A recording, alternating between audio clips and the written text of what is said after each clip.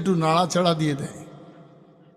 তাতে আপনার এটা জানতে হবে যে যদি জমিনের উপরে মহান আল্লাহ তৈরি করেছিলেন মানব জাতিকে, কি জন্য তৈরি করলেন জমিনটা?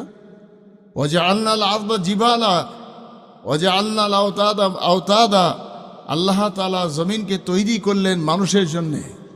কি জন্যে? নাবাতা হাব্বা ও নাবাতা, তারা সেখানে ফল ফসলাদি তৈরি করে খাবে, বসবাস করবে।